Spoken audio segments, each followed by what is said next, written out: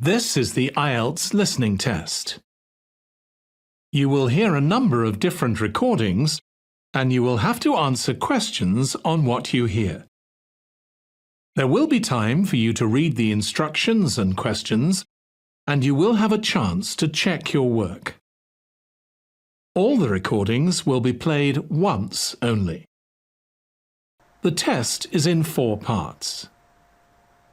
At the end of the test, you will be given 10 minutes to transfer your answers to the answer sheet. Now turn to Part 1.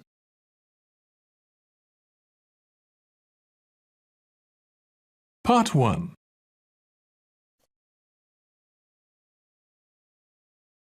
You will hear a man called Tim and a woman called Laura discussing preparations for their holiday. First, you have some time to look at questions 1 to 6.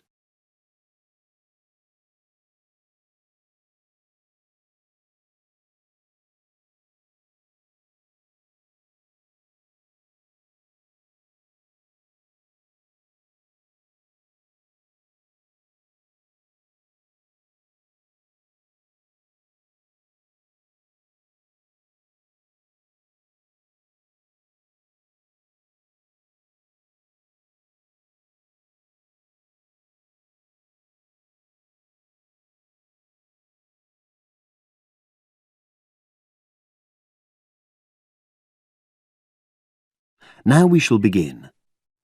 You should answer the questions as you listen, because you will not hear the recording a second time.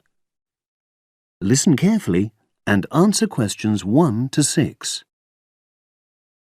Our plane tickets arrived this morning. It reminded me how much there is to do before we go. Let's write everything down, shall we, so we don't forget anything? Yes. And last time we went away, we almost forgot to collect our currency from the bank. So let's start with that. Good thinking.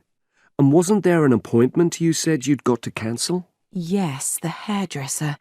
Thanks for reminding me. Can you write that down too? The shop will be closed now, but I'll do it first thing on Monday. OK. Then starting on Tuesday, we've got to take the tablets we got from the pharmacy. We really mustn't forget to do that. We're not protected against malaria till we've been taking them for at least 7 days. No, so that's really important. And what about shopping? There's still a few things we've got to buy the next time we're in town. We need some more sunblock, don't we? We've only got that factor 10 stuff. It won't be strong enough. I've already bought that. But what we do still need to get is sunglasses. The ones I've got aren't good enough, and I don't think yours are either. OK, I've noted that down. And I think I'm going to get another bag too, just a small one. We always seem to come back with more things than we take. Should we get an extra lock for our suitcase as well, just in case the one we've got breaks? They don't seem to last long. Yes, they are a bit flimsy. OK, right. Oh yes, and we need an adapter for our electrical things, your hairdryer and my shaver. The plugs on them are bound to be the wrong type. We could get one at the airport. They always have them there. Well, I'd rather get it beforehand, so I'm writing it down. Then I think that's it, isn't it? I think so, as far as shopping's concerned. But we also need to order a taxi to take us to the airport. We should do that well in advance. My sister left it too late and she had to take the train with that huge suitcase of hers. I know, she really struggled with it. Before you hear the rest of the conversation, you have some time to look at questions 7 to 10.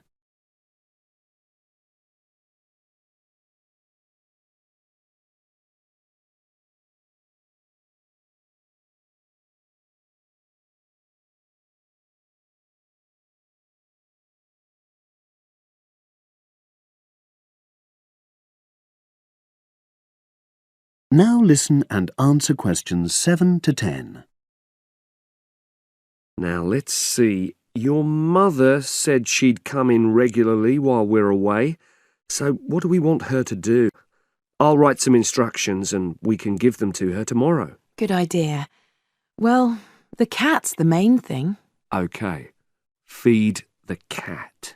We ought to leave her the vet's details as well, just in case there's a problem. Yes. Have you got them handy? Hang on, I'm just looking. Yes, his name's Colin Jeffrey. Is that spelt with a G? Actually, it's Jeffrey. Quite an unusual spelling, isn't it? And his number? 077 594 128. It's a mobile. OK. And you should write down where it is. It's 4 Street, not sure what number, but it's next to the bus stop, isn't it? That's not a very good landmark, but it's on the other side of the road to the church, so I'll tell her that. Let's hope she won't need it anyway. Yes. Right, apart from that, there are the plants to water. Ask her to make sure they don't dry out. Oh, yes, and I've already mentioned the problem with the boiler, and your mum said she'd come round to meet the heating engineer and let him in. Yes, it's a lot for her to do, but we really need to get the problem sorted out. And the earliest date I could get an appointment was April the 30th. Isn't it the day after we go? Yes, we leave on the 29th, and she'll have to hang around till the job's finished. Oh, well, she won't mind, I'm sure. She likes helping people out. Yes, she does. OK. That's it then, I think. Unless you can think of anything else. Not at the moment. Leave the list there and I'll add to it. That is the end of part 1. You now have 1 minute to check your answers to part 1.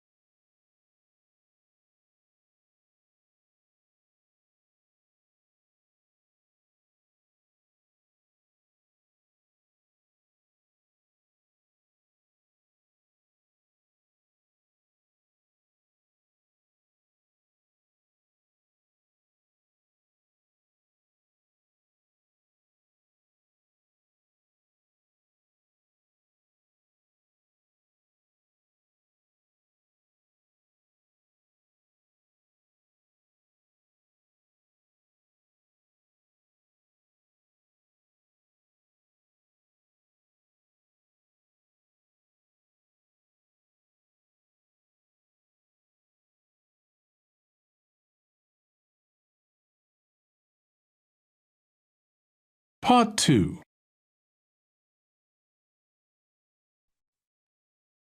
You will hear a talk on local radio about a short film festival in the town of Adborn. Now you have some time to look at questions 11 to 16.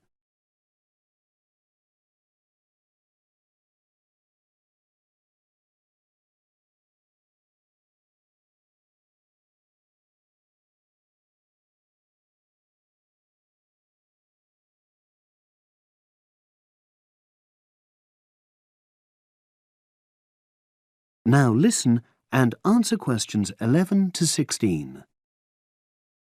Today we're pleased to have on the show Fatima Johnson, who is the organiser of the Adborn Film Festival. Welcome, Fatima. Hello. Can you tell us a bit about the background to the festival and what it brings to the town?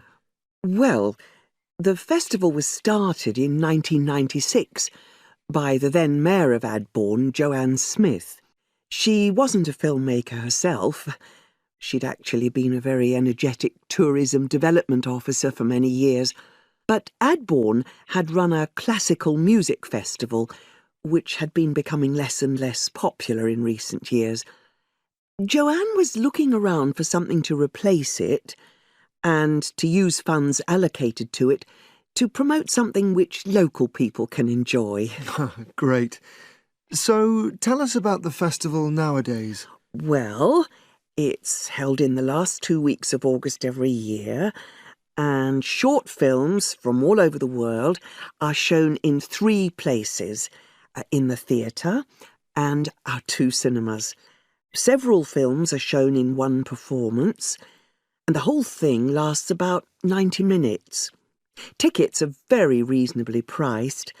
Under 12s used to get in for 50p, but now we charge just £1, which is still very good value. £1.50 for students and £2.50 for everyone else. Performances are advertised all round town and also on our website, www.adbournefest.com. If you're interested in attending any performance, you can buy tickets online, of course, and you can also get them in the library, which is right next to the main shopping area. I'm afraid this year tickets are no longer available from either of the two cinemas because of restricted opening times. I understand you also run a film competition? Yes, for under 18s. We have a different theme every year. Last year, for example, the theme was Future Planet, and the winner was a 10-minute documentary encouraging youngsters to be more aware of environmental issues, focusing on getting school kids to cycle to school instead of going by car. This year, the theme is Sporting Nation, so there'll also be lots of ideas to choose from. Now, we're always on the lookout for new local talent, so if you live in the Adbourne area and are under 18, you should have a go. We have an excellent prize every year donated by local businesses, shops, hotels, etc. This year, you can win a high-spec movie camera worth over £800. Application forms are on the website, and the deadline for sending in your film to enter the competition is the last day of July. It's May now, so you'll have the whole of June to be working on it. Now you have some time to look at questions 17 to 20.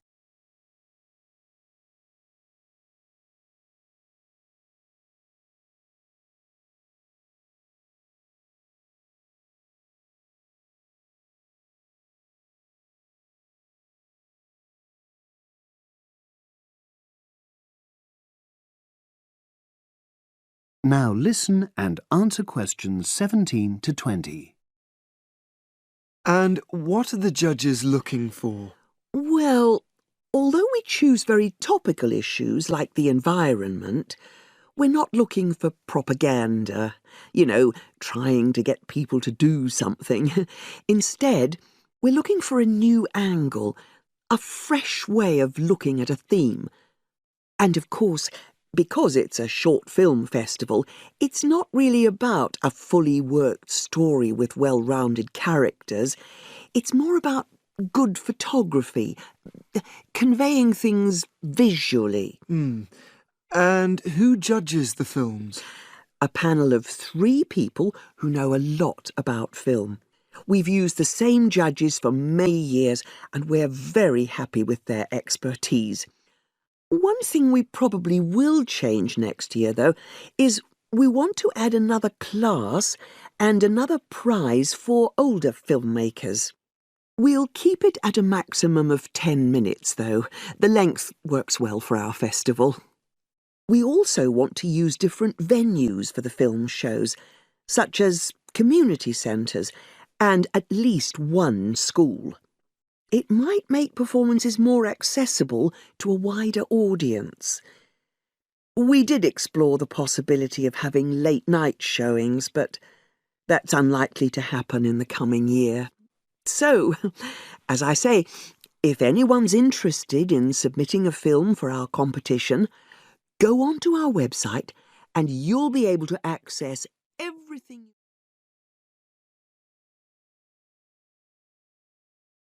That is the end of part 2. You now have 30 seconds to check your answers to part 2.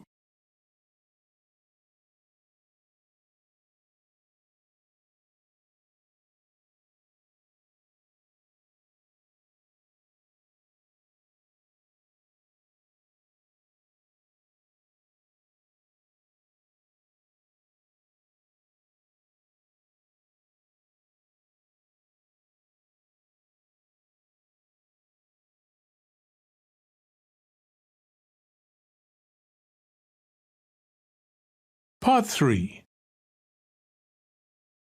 You'll hear a discussion between a male interviewer and a woman who is the manager of a major bookstore. First, look at questions 21 to 24.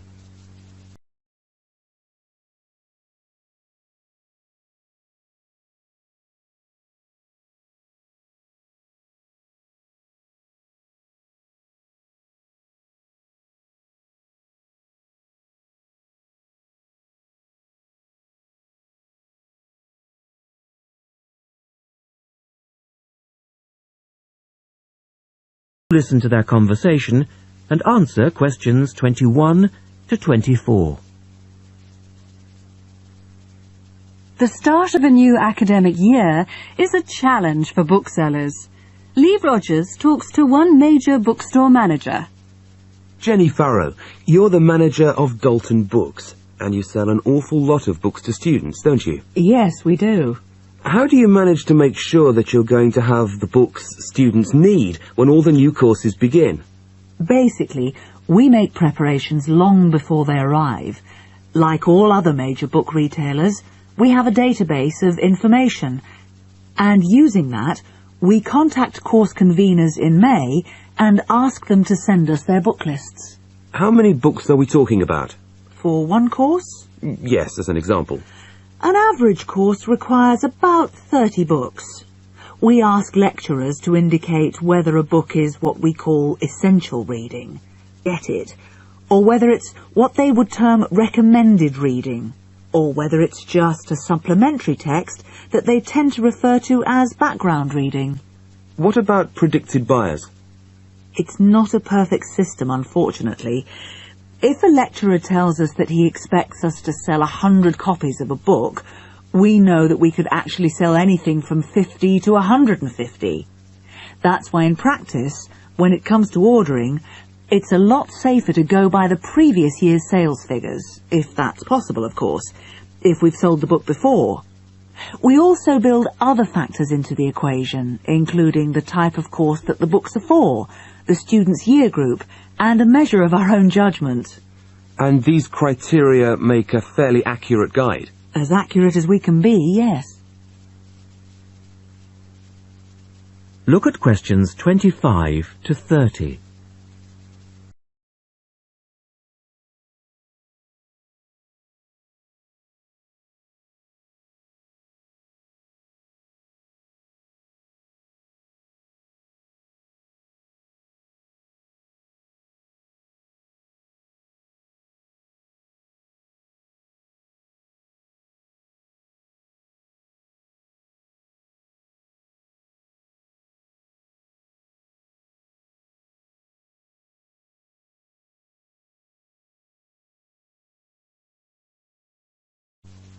Listen carefully and answer questions 25 to 30.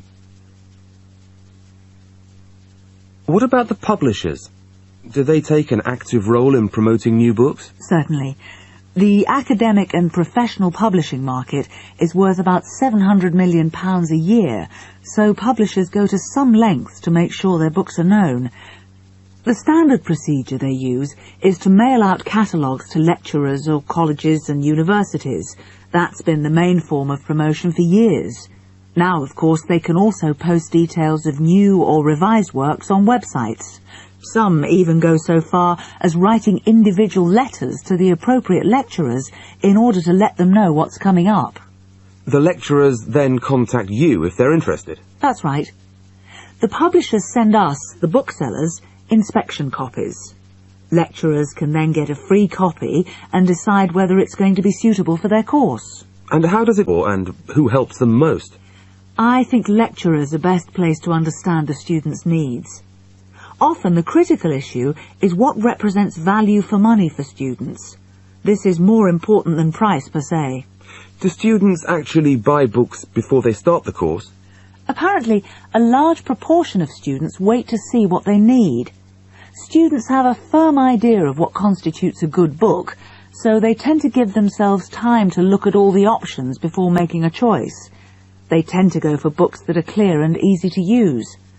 Often, the texts that their lecturers recommend turn out to be too academic and remain here on our shelves.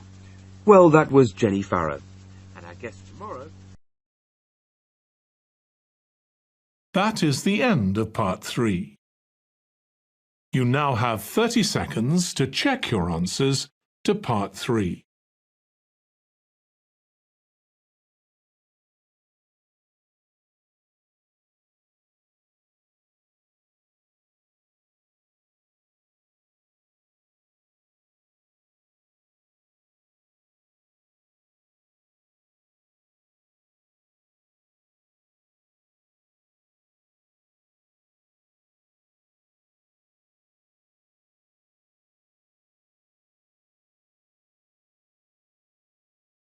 Part 4. You will hear Rebecca Bramwell, an artist and illustrator, giving advice on how to get your first job or commission as an artist. First, you have some time to look at questions 30 to 40.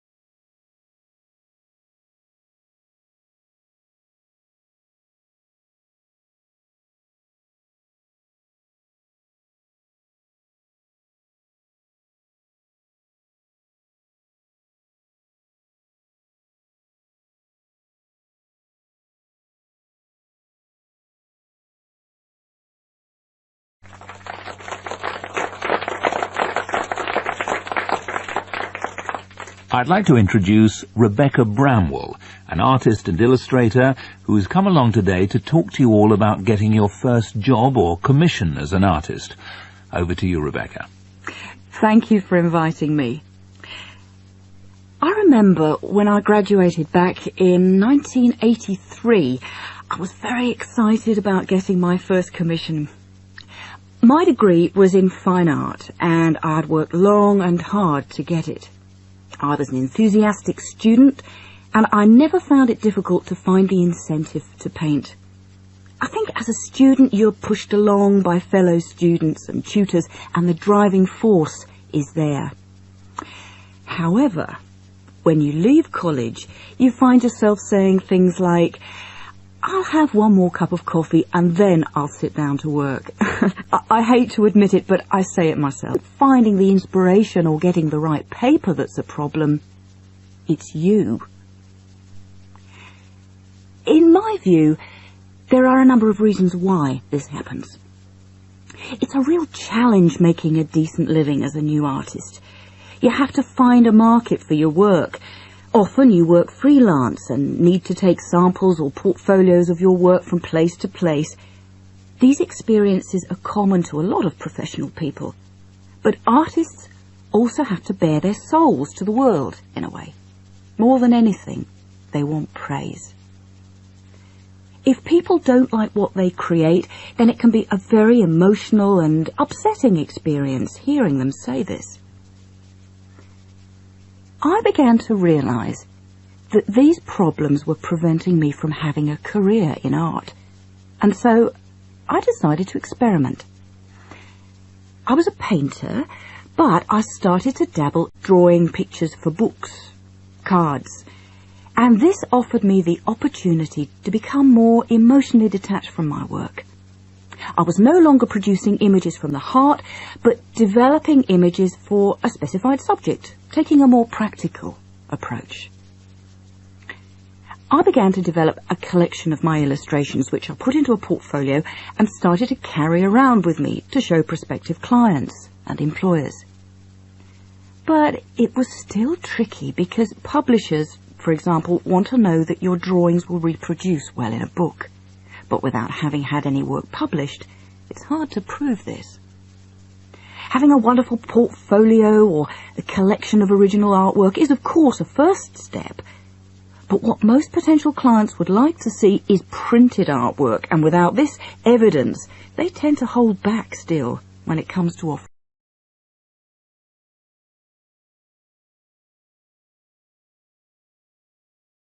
overcame this problem in two ways. And I suppose this is my advice to you on preparing your portfolio of your best work. The first way was by submitting my work for a competition. And the one I chose was for a horoscope design and was sponsored by a top women's magazine.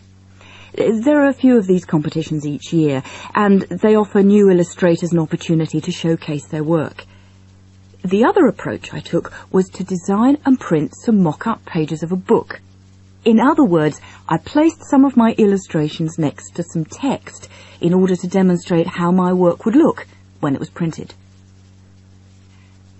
Perhaps I was lucky in that I had taken a degree that provided me with all-round creative skills so that I could vary my style and wasn't limited to a certain technique. Now, I think that is important. The art world and many other creative fields do try to pigeonhole with an accompanying label. Now, I think you should try to resist this if you feel it happening to you. If you don't, you'll find it difficult to have new work accepted if you try to develop your style at a later stage in your career.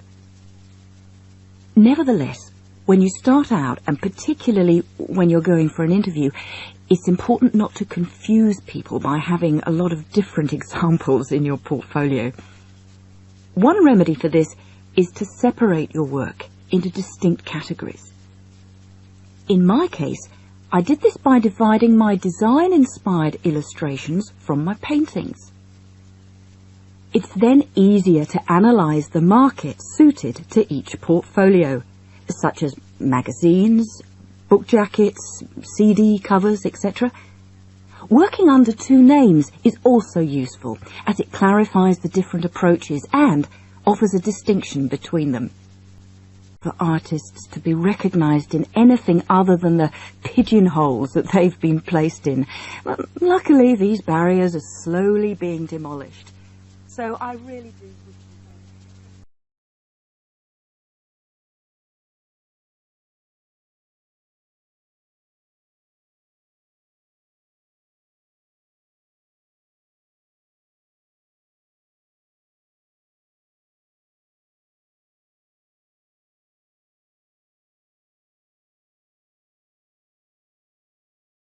That is the end of Part 4. You now have 1 minute to check your answers to Part 4. That is the end of the listening test. In the IELTS test, you would now have 10 minutes to transfer your answers to the answer sheet.